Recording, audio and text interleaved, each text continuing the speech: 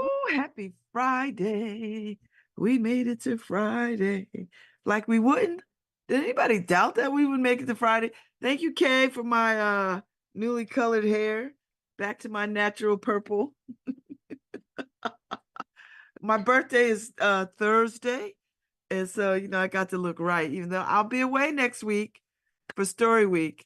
And the Great Give is happening. So WNHH will be commanding the Great Give for 36 hours. So I won't be around this year. It's on my birthday anyway, and I'm usually here riding shotgun for it. But this year I'm at Story Week for during the Great Give. So give greatly, people, give greatly. And so the regular scheduled programming for 103.5 WNHH will be preempted for the Great Give. So we will be having people sing for their supper, I would imagine, Paul. People are showing up, singing, dancing, telling jokes, playing instruments to their audiences to give.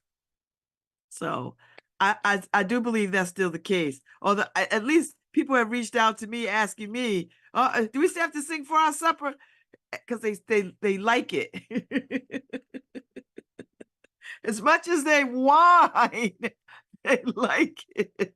And some of the organizations that do it well. So I'm just putting it out there for competition. So if you coming on WNHH 103.5, don't come half-ass, people, because these folks come on here and they belt out a song, tell a joke, play some music. Listen, don't come half-ass. Don't come sheepish. And some of y'all are Christians out there, so never come to the Father sheepish. Come in full glory. Ask for what you want so that it might be provided. Amen, amen. Amen, amen. So the Great Give is next week. Get yourselves ready. Listen, you new organizations to this thing, and if you ain't signed up with Paul Bass already, because I know people have been reaching out to me, and I've been sending them to Paul. I'm like, y'all gotta talk to Paul. I'm not the ringleader of the Great Give. I'm like you. I do what I'm told. I show up where I show up. I hit the marks where I'm supposed to hit the marks. But I'm not here this year, so you don't got me to like talk to and chat it up. I love it. I really do love the Great Give when people come on. I don't like the idea of the Great Give, but it's here, and I love people's attitude about it, and people try to get on this show. So be ready. So put your best singers forward. Polish up your act. Don't come sheepish, because we're not going to help you, because we just going to sit there and be like, you ready? You ready? You ready? And Paul like having people in studio. So I'm sure it'll be a lot of people dancing in there. Because Paul like to look at people up close and personal. Me, not so much. I can have people on Zoom do their song and dance. But Paul really likes people in the studio. So I would imagine he's gonna staff it up so that people could come in and tap dance and stand on their head or play the viola or whatever the hell they're gonna do. So contact Paul Bass about the Great Give coordination. Don't call me, because I'm just going to send you. I'm gonna be like a government agency. I'm gonna send you. That's above my pay grade. It's above me now. I'll send you on. So FYI.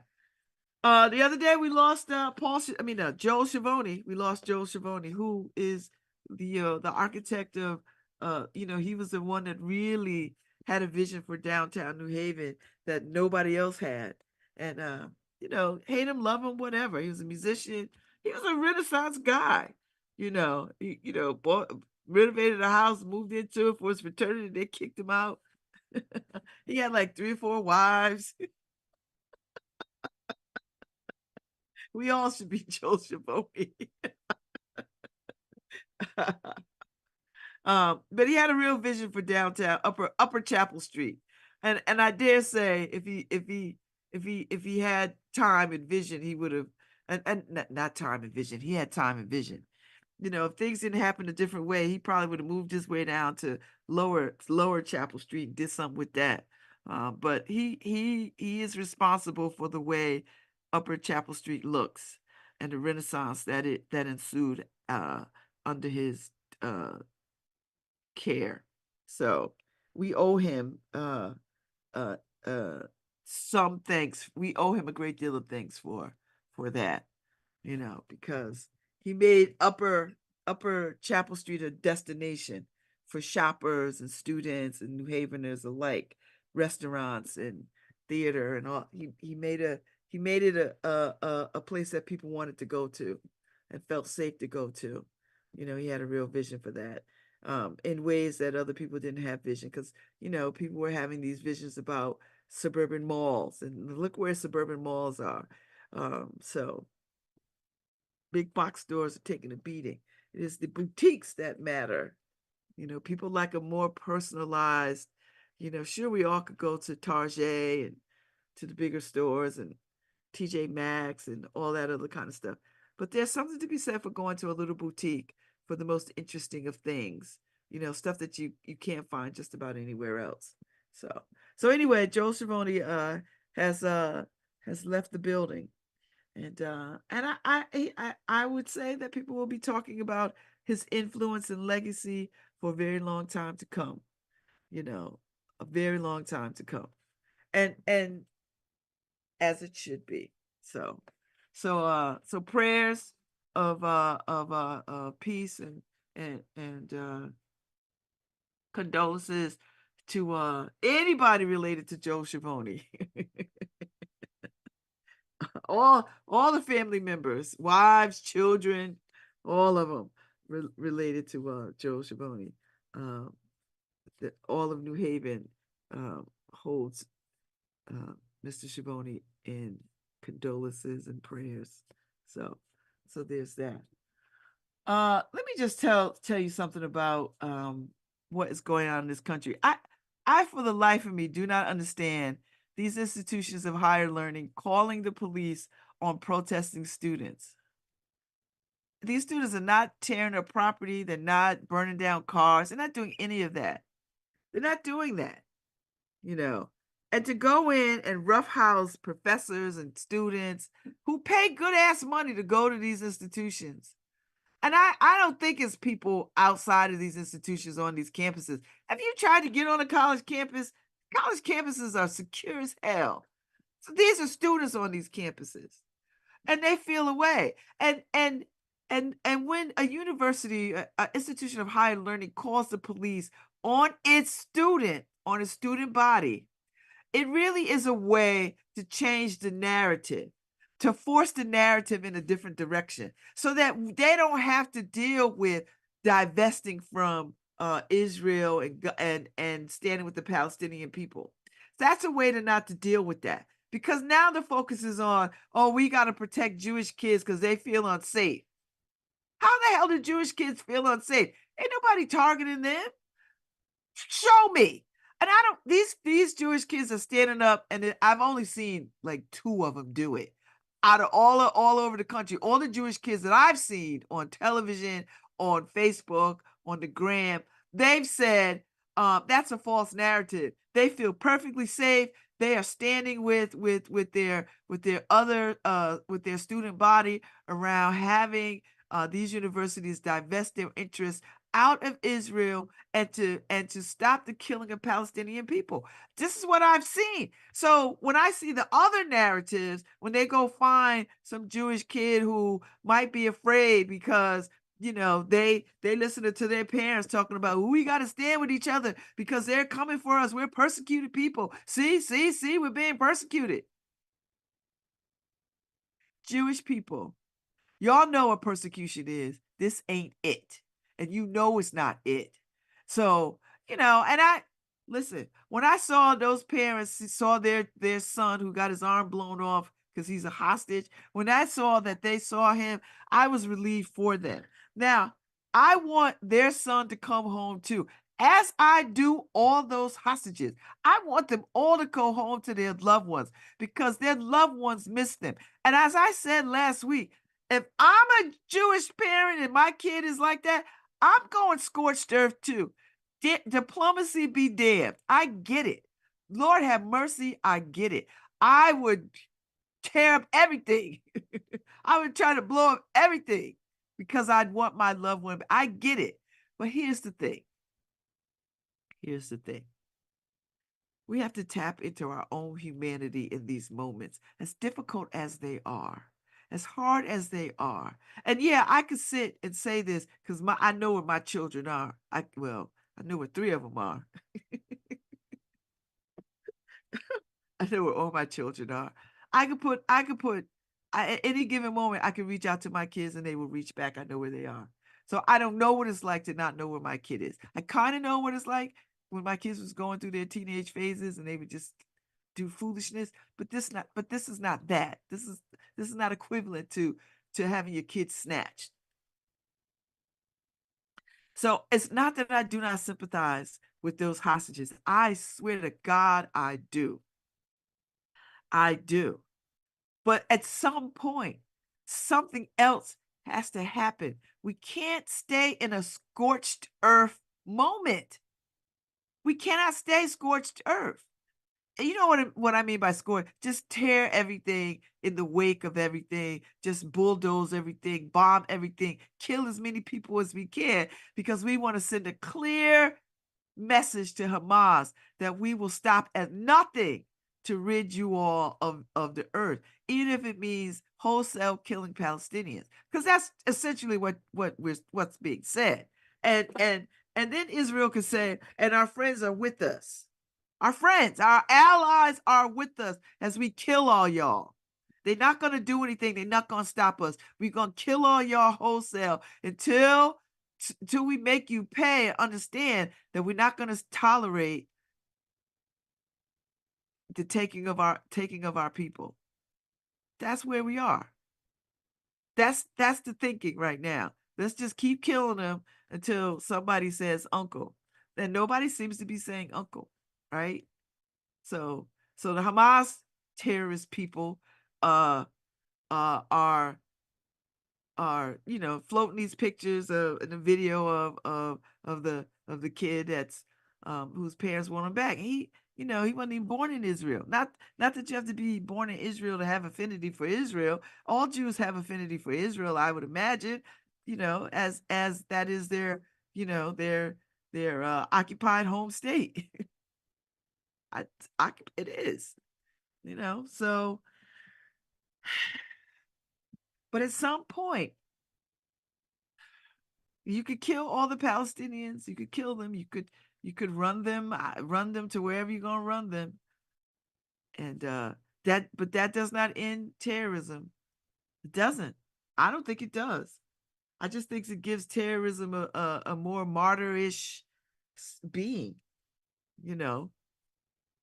I don't think it helps at all. I think diplomacy has to be the order. But I get it. Listen, I want people to understand. I understand scorched earth because if my kid was missing or my loved one, I wouldn't stop at anything to kill everybody in that region. But that's coming from a very different place. That's not rooted in world vision. That's rooted in I'm a mother, that's my child. I don't care what you got to do, get my kid. That's a whole different mindset than if you are the president or the prime minister or the leader of a country. You can't be all scorched earth. You've got to think about the bigger picture. You've got to think about how do we have peace in this region. You've got to be thinking about how can we come together. You've got to be thinking about, how do we leverage this moment to sort of help the world see that terrorism is not good. You gotta be above, the emotional pull of scorched earth. I get it. Let me tell you something. I'm not ashamed to say I would kill everybody in the wake for my children. Everybody would catch it. I get it. I'm a mother. That woman's a mother, as a father. I get it. But we also know that leadership of a country requires something more than scorched earth mentality. That somebody has to provide leadership and say, this is not how we're going to go about this, you know, because it's just gonna go back and forth. Well, they're killing all our people, so we're gonna kill some of their people. Then they're gonna kill more of our people. Then we're gonna kill some more of their people. Then we're gonna kill some more of their people. Then we're gonna kill some more of their people. And all we got is dead people. All we got is dead people. And every moment that this escalates makes it very difficult to have real diplomatic conversations on how to get these folks out of harm's way. And that's the truth. And I don't understand why that's not the order of the day. You know, I don't understand it. And by not understanding, I don't mean I don't understand the history and why we're in this moment. I understand why we're in this moment. The whole world understands why we're in this moment. The whole world understands why we're in this moment. And, these institutions here in the United States of higher education to arrest students as if Kent State didn't happen, as if we have not learned any lessons from the past. And these same people who are given the okay to have these kids arrested protesting apartheid know something about the civil rights struggle. Remember Kent State. What are we doing? What are we doing? No institution of higher education should be calling the police on their students unless there is destruction of property. That's not happening. These kids out here creating art and protesting. And all these Jewish kids who are claiming to be afraid, maybe they are. I don't begin to know. But from what I see and from what I hear, I think that's a narrative that they get from their parents or other Jewish folks who feel like scorched earth is the way to go. Because the minute somebody Jewish says, "Oh, I feel afraid," then, all hands on deck. Oh, well then. And the use of being anti-Semitic is not it can't be, you can't cry wolf with that. Like there are real instances of anti-Semitism. Real, honest to God, real examples of that. Real world examples of that. This ain't one of them. I don't think this is one of them. I think that these young people on these college campuses are like, listen, we want this earth. We want to have something left of this earth. This escalation is against humanity. And I'm with them on that. I'm with them. And I appreciate the Jewish kids who are standing on the front lines with their own bodies saying, I'm not co-signing what Israel is doing, and I'm Jewish. I'm not co-signing that the killing of Palestinians wholesale because, whatever. I'm not. Yes. And you don't have to be, listen, Palestinian folks on the ground want those Jewish uh, uh, hostages returned too. Hamas is a terrorist organization. We know what terrorism is. We got homegrown terrorism here we don't deal with. We got Klan, skinheads, Proud Boys. We got all of that. We don't go scorched earth on them. And they got a history of killing and harming people from the last two turns of the century. So yeah. So while Hamas is running roughshod over there in the Middle East, we got our own homegrown terrorists that we don't do a damn thing about.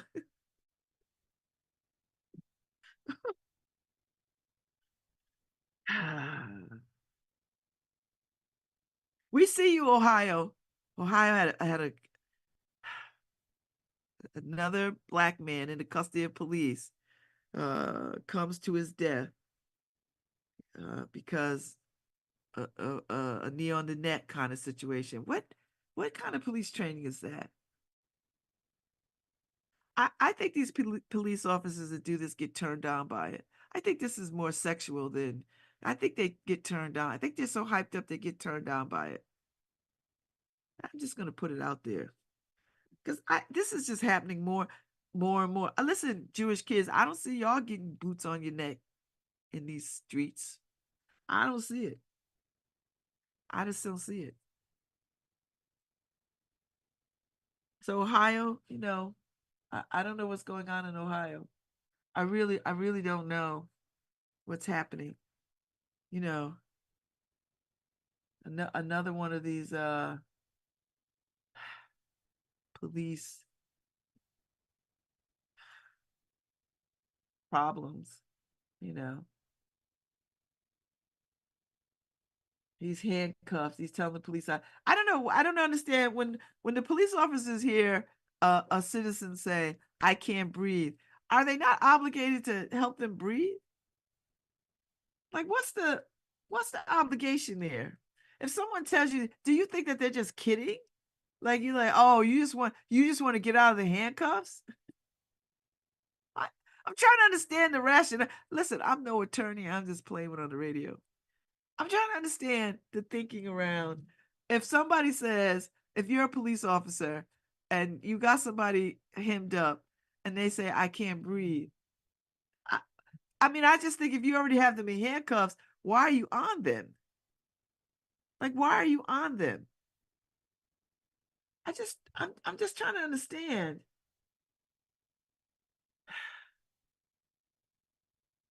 I'm tired of people saying, well, if he just cooperate. What? How do you know he didn't cooperate? You look at the video. I mean, if you got somebody in handcuffs, they've already cooperated. You could just stand back and let them whatever. So this took place in Canton, and there's video. And I think some cops just don't care. It's like I'm on the side of right, and you'll see that. And plus my union got me. Listen, police officers, particularly the ones in New Haven who listen to me, and there's many of you who do. I have great respect for the work of policing. I honestly believe in good policing. I know some amazing cops. I've seen great cops out here in these streets. There are cops who go the extra mile. But dear good cops, y'all have to stand up against the cops who tarnish the profession of policing. That's all I'm gonna say. And you know when wrong is wrong. That's it. So you either be on the side of wrong, or you be on the side of right. And that's not blue or green or black or white. Right is right. What's on the side of right? And whatever is on the side of right has to be aligned with what is on the side of humanity. What is on the side of humanity? But this is not happening to anybody else, is it? I don't see white men going down like this. I don't see it. And God knows we've seen enough white men videos encounter with the police where they just talk all the kind of mess they want. You know. So I don't understand. He's handcuffed and the officer puts his knee on top of his body and he's like, I can't breathe. And the officer tells him to calm down and stop fighting. And I'm when you handcuff somebody, what can they do? I don't if they're already down, why are you on them? They can't do anything. I mean, what? Writhe on the floor? Like what? So what? And the officer telling them to calm down. We all know when officers say calm down, that's just code for them to continue to do the foolishness, to make it seem like you're out of control. That's gaslighting 101. That's just what that is. Stop fighting. How is he fighting? You got the handcuffs on him. Listen, if you got the handcuffs on somebody, how are they fighting? Your hands are. Anybody out there been handcuffed? I mean, I've been playing handcuffs. I'm not gonna talk about that, but I mean, handcuffs is restraint. You're liable to pull your shoulder out messing around. So if he's on the ground, Why is your knee? Why is it important to have a knee? Why is that a thing to have a knee on a handcuffed body?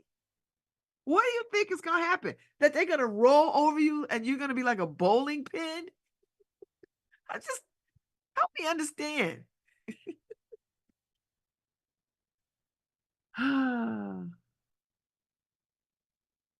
So the officer removes his knee, and Tyson again says he can't breathe, to which someone responds, "You're fine. Shut the F up." So, this is what I want to see. All the officers that were participating in this murder, they all should be handcuffed and put through the same scenario. That's what needs to happen in these probably training schools. See what happens. Train them like that. You know what? Let me show you what this feels like. So when you tell me you can't breathe, I'm going to let you breathe. But I want you to have this experience because you seem to be divorced of your humanity about it. That's how I feel. Make haul all their asses into court and line them up. And then handcuff them all and put them on the ground and put your knee on their asses for 30 seconds and see what they do. And then constantly yell at them, "Shut the F up." Oh, relax. That's what needs to happen. I need that. I need that experience for them because they seem to be divorced from it. I don't get it. So at one point, the officer jokes, "I always wanted to be in a bar fight. I don't know if this counts." No, it doesn't count. You're the police officer. You have guns and boys in blue behind you. A real bar fight, you with your boys, you get your ass kicked, everybody go home. You not in a bar fight. You being an antagonist. And that kind of talk right there is dangerous talk. And that's talk unbecoming a police officer. Because as I understand it, if you're a police officer, when you take somebody in custody, you take them into care. They are in your care.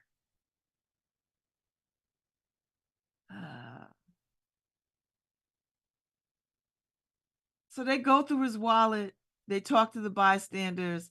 He appears to be motionless on the floor for about 5 minutes, and while they talk to the bar people. And when one of the officers returned to the frame, he asks whether Tyson has calmed down and whether he's breathing. And the officer checks for a pulse, and the officer later performs chest compressions on an unresponsive Tyson. So they killed him. He was in a bar. He wasn't in a bank. He wasn't robbing a bank. He was in a bar. The officers had responded to a report of a one vehicle crash just after 8:15. And they witness directed them to he struggled with them. I don't know what that means. So they do CPR and several doses of Narcan, and he was taken to the hospital where he was pronounced dead.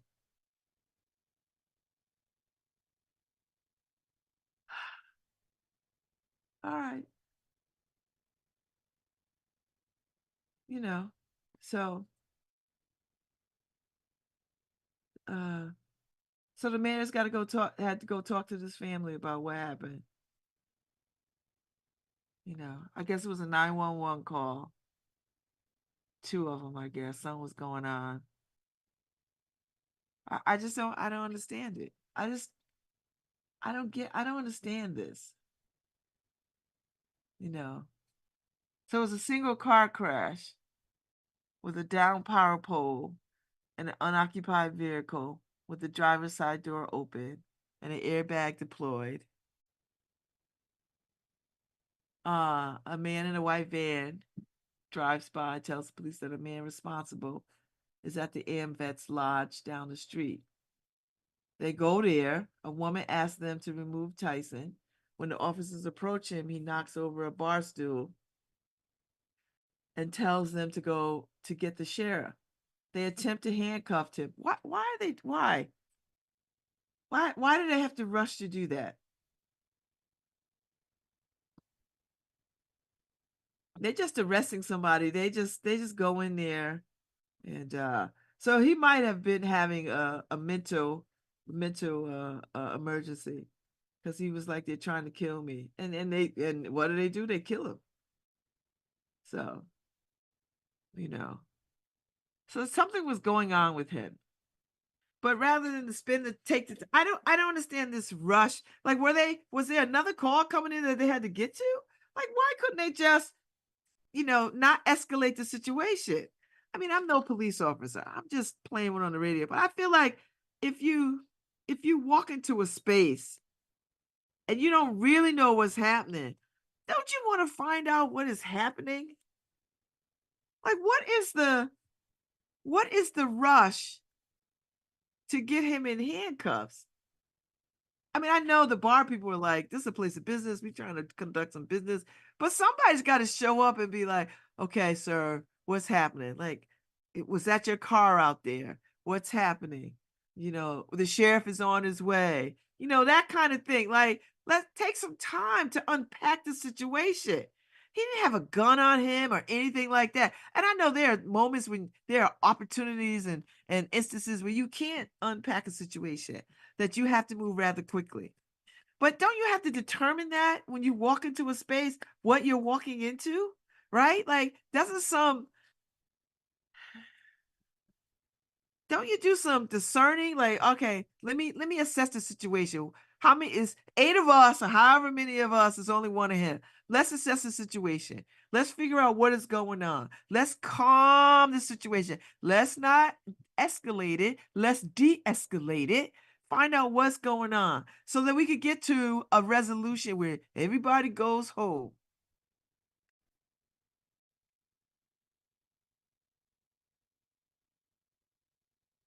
Ah. And this is just because it's an accident. They didn't say, "Oh, did you get hurt? Are you hurt? Is that your car? Do you need some medical assistance? What is happening? That was that your car. Your car is left out there. What is happening?" Ask those questions. You moved to handcuff him because I mean, I know the bar people want him out the bar, but wouldn't they rather? So they would rather have a murder in their bar, like have somebody dead on their floor, rather than a peaceful resolution. What happened to peaceful resolution? Is that not a thing? And of course, a black man. So he's probably a vet. He's at the vets. He's at the American Vet Legion space. And I've been in them spaces. Go good drinks. Sometimes they have good food, nice people. They just chill with Frank, Mr. Tyson. All I have to do is be like, okay, Mr. Tyson, let's. He doesn't look like he's a danger. And the cats sitting at the bar, they move out the way. And he must know this place and they must know him. So he must have been hyped up or agitated and it made people nervous. But he ain't going there with guns. He got on shorts and a t-shirt. They don't got no weapons. uh, and he's like, call the sheriff. They take him to the ground, saying, you're gonna get sprayed. Another person says, don't spray him. Yeah, but you kill him. And so this would be another instance where, well, they were just doing their jobs. It's unfortunate that Mr. Tyson passed away, but this is just a collateral damage of policing, I guess. I guess. You know what I mean? So I don't know. I think I'm just feeling just this sense of overall violence everywhere. You know, policing on children at universities and professors at universities who are trying to stand with students. They get knocked to the ground. This was going on in Ohio. We done seen this story umpteen thousand times. You know, I just don't know what to make of it. Do you know what to make of it? Does anybody know what to make of it? And please, I get prayers helpful. I do. I get it. Prayer is helpful. I'm a praying woman. I believe in the power of prayer, but I also believe in the power of humanity to do what is right in these moments. And I don't know what it is about policing that makes people feel like they could just kill without kill with immunity. I don't know what it is. I don't know. We need we need a much more gentler, kinder police force. And I don't mean police who, who can't do the work. I just mean we gotta change this dynamic. And I know people are like, oh, Babz, you don't understand. They put their lives on the line. They don't know what they're walking into. When they walk into situations, they got to be prepared to meet force with brute force and blah, blah, blah. All right. All right. But who is always at the other end of that? Just proportionately. Who is always at the other end of that? Because I don't see them, marching on anybody else but black and brown people. And by black and brown people, I really just mean black people. But I know Latinos are catching it too. So I don't know. We need something. We need something other than we need a come to Jesus moment. We honestly do. We need a real come to Jesus moment. Or come to Buddha moment, or come to Allah moment, or come to the well moment, come to the whatever. We all need this. So, is your father picking you up? Oh man. Well, how much is a Uber? Let's see. Find out. Let's see what I might be able to get you a. Really? Do you want to walk?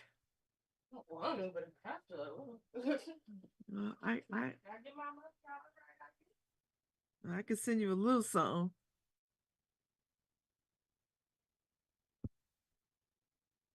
No, anyway. Yeah, I'm at home. So when you're at home, you get to do all kinds of stuff. So here, I'll see. We'll see what $15 will do for you. All right. Okay. That's why they don't feed you over there. Oh, they do. They got like veggie chicken nuggets. Okay. Veggie fries. Well, that's good for you.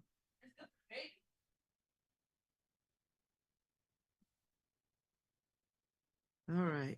All right. See, parenting doesn't end.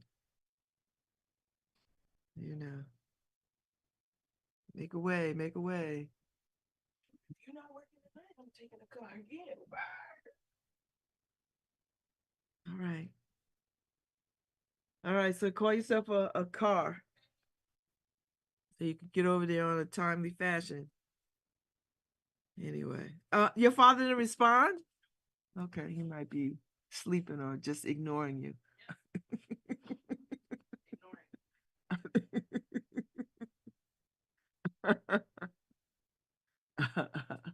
Oh, don't forget Rock the Rock. Don't forget Rock the Rock Earth Day ride. Don't forget that. It's this Saturday. I participated in Rock the Rock from a administrative board person on Common Ground, but I've never participated in Rock the Rock. I have no interest in that. So, uh, the good thing is, the pools, 3 pools are going to be open this summer, which is nice. We have a lot of swimming pools in this town. There's a lot of swimming pools in this town. So Wilbur Cross pool. Oh no, no swimming at Wilbur Cross because I guess their pool is under renovation. So Wilbur Cross pools will be closed and the career pool will be closed.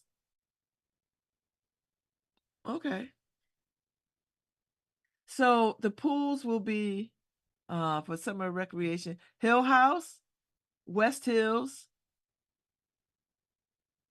and John Martinez on James Street. Oh, I didn't even know they had pools over at Conti. Conti West Hills Magnet, 511 Chapel Street. Oh yeah, they do have a pool over there. There's a pool over there. I've been in their pool. Um, so there's a pool over there. Hill House, a pool at Hill House, which is at 480 Sherman Parkway, and on John S. Martinez on James Street. My kids learn how to swim at Martinez. because it's not a deep pool at John Martinez. So we used to go every Saturday. And their swim lessons. They took swim lessons at the Y. Their first initial swim lessons were at the Y, because one summer the state of Connecticut had free swim lessons for kids, primarily black and brown kids, but any kid could take a free swim lesson. And it was a good swim lesson, good swim lessons at the Y. So so my kids got their first swim lessons at the Y. And then the Parks and Rec, I put them in the Parks and Rec swimming program, and we did a family swim, so that I got in the pool too. But they had swimming lessons at James, at the Martinez on James Street. Yeah, and then they could swim wherever they wanted to swim. They could swim at Hill House. Our neighbors had a pool, so they was over there. So then they could swim however way they wanted to swim once they got, lessons in. And I think Margot took dive lessons at the Yale at Payne Whitney at their pool. She took dive lessons. So, so yeah, so these kids know how to swim. It was adamant. And so, black people have a tough relationship with swimming. And I want to remind people that, there was a time in this country where, the movement of black people was severely curtailed. So we didn't have access to pools. We were kept out of pools, city pools and community pools. We were forbidden to go to those, like banned, it was for like whites only. There were maybe like one or two for black only pools in the whole damn country, and then they were, so there were black swim teams, but they were so far and spaced out, that the number of folks, the majority of folks couldn't have access to swimming. So this is why you see so many black people who don't swim, because historically and legally we were shut out of those spaces where pools, where swimming could happen, where swimming lessons could happen. And, we have to remind people of that. We have to remind people of the history of this country, when people are like, oh, black people don't know how to swim. Well, you know why we don't know how to swim? Because we were forbidden for swimming in public spaces and spaces that have pools and community access. That's why so many of us don't swim. Racism. Not because we don't want to learn how to swim, not because we are fearful, because our movements were curtailed through racism, through legislated racism. Do you understand? Legislated racism is laws that say white only. Niggas not allowed. Do you understand? So that's what that is. Because, people come to this mess like, oh, black people don't know how to swim. Why don't they know how to swim? We were banned from beaches, from community pools. That's why we don't swim. What's wrong with y'all? But you have to remind people. And so we remind people. Just FYI. So yeah. So now we have to just catch up, right? Now we have to get our kids swimming. We have to undo all that racist past, why folks don't swim. Why black folks don't swim. So here we are. So we will undo that as best we can. And there's whole organizations. I think the Zeta Phi Beta Sorority Incorporated, their commitment to seeing black children swim, they've been making that part of their social action for the last few years now, getting young people swimming, and engaging community pools to offer swim lessons and paying for swim lessons so that kids can swim. That's real stuff. That's necessary stuff. Very necessary. So I'm just saying. Yeah. So if you have not learned to swim, it's a good time to swim. My dear friend and bestie Markeisha Ricks went down to Florida and took the Miracle Swim courses a bunch of them. Now she's a mermaid. She's a bona fide mermaid now because she had a real fear of water and swimming. And she took the initial course, and she went down there for a couple of weeks, and then she went back to take additional training. And she went back and learned how to jump into the deep ocean to swim and float. So she is a swimmer. Markeisha swims. And so my goal and dream for her is to like go ahead and get certified and start teaching the Miracle Swim courses and train up people how to do the Miracle Swim courses and just do that. You know, just do that. You know, just get some miracle swimming done. You know. So, and every couple of years I go and take a remedial swim course because I don't swim enough. And sometimes I just got to get in the water and be reminded of, okay, this is how you float. This is how you.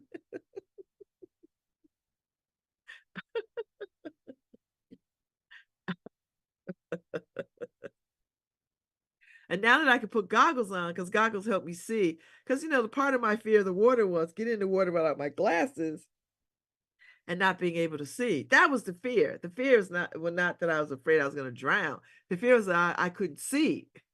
I got to be able to see if Jaws is coming. Even in the pool. I get in the pool and I hear the music. Da-da, da-da, da-da. And if you can't see, it just becomes real. So when I put my goggles on, the goggles give me opportunity to see, which is a wonderful thing. So now I can see in the water. And I wear contact lenses. I never thought I could be in the water with contact lenses on. I just thought they would float off. But I could put them on and be in my goggles, but I don't really need them. I could just put my goggles on, without even putting my contact lenses in. So that's a plus for me. And when I went, I was somewhere, and I didn't bring my goggles with me to Marrakesh last year, so I didn't swim in the water. I just don't like to swim without being able to see. That's my thing. So I couldn't find my goggles. You know where my goggles are? Hanging on the back of my damn door. Or hanging on the back of the door of the my daughter's room. Like, I'm looking for these damn goggles. Here they are. So anyway, that's my swim story. That is my swim story. So yeah, so my goal is to get back in the water and go swimming. I don't like swimming in the winter. It's just such a production to put on all these clothes, to get undressed, to put on a swimsuit, to go swim for a while, and then get back in shower, put all those damn clothes, and then go back out into the biting cold. I just don't like that. I like to swim in the summer, and I just go with the minimum of effort and swim, and then it's fine. That's it. So why is Harry in the waiting room? Harry, why are you in the waiting room? Why is Harry in the waiting room?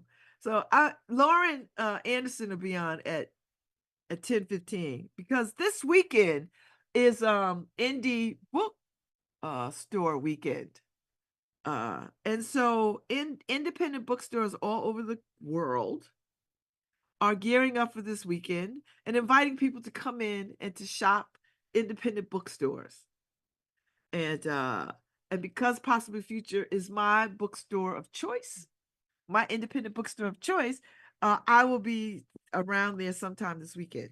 So Lauren Anderson, who is the head book peddler at Possible Futures bookstore, is coming on at 10:15 to talk about what this means and what they got going on. Now, follow Possible Futures on the Instagram and on Facebook, and you can see all the activities that are coming up. They put up a whole calendar of events. When I come back, I'll have my passport. I'll show you my book passport of all the independent bookstores in Connecticut. There's quite a few, and Breakwater Books in Guilford, R.J. Julia, Possible Futures, Kindred in Bridgeport, although they're not participating because there's a fee involved. And some bookstores can't handle that fee. But there's a lot of bookstores, and there's a passport. You could get it stamped, and you could win prizes and all that kind of stuff. And because I like prizes, I might do it. We'll see what happens. So I will be back at 10:15 with head book peddler Lauren Anderson of Possible Futures Bookstore, Book Space, and I'll be back. Be back.